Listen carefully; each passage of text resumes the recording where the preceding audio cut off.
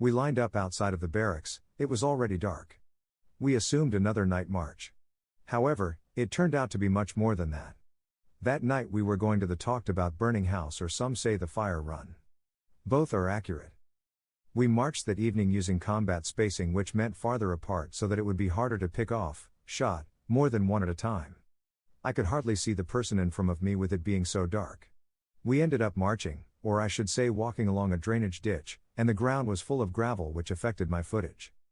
All of a sudden I couldn't see the person I was following, when I heard a muffled "oh no." I stopped. He had slid down into the ditch.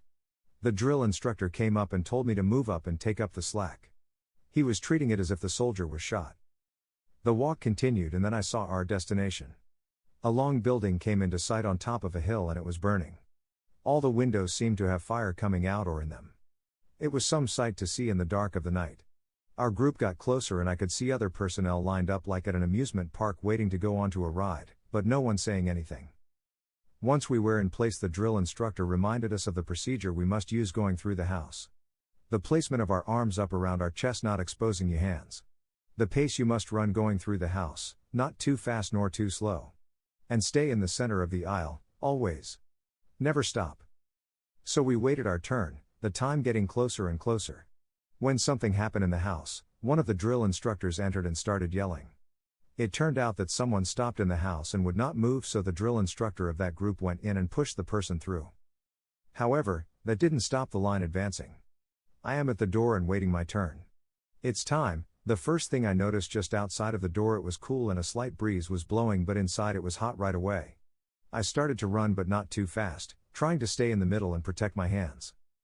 I could smell the fire on my clothes. The end of the hall seemed so far, with the flames on both sides distorting the view of the exit. But I keep going and sweat started to run into my eyes. All the way through I was asking Jesus to help me. Pushed open the door at the end labeled exit and took a deep breath, and I felt like crying, but couldn't, appearance. That was something I would not want to do again, and I can see why they put you through it. I'm sure in actual combat experiences things could be a lot worse. I found out later that not all of the flames coming out of the circular burners are hot, some are cool flames, that doesn't burn. But, the reason to not stop is that there are enough hot flame burning to actually burn your clothing and you. No, the burning house is not a Disney attraction.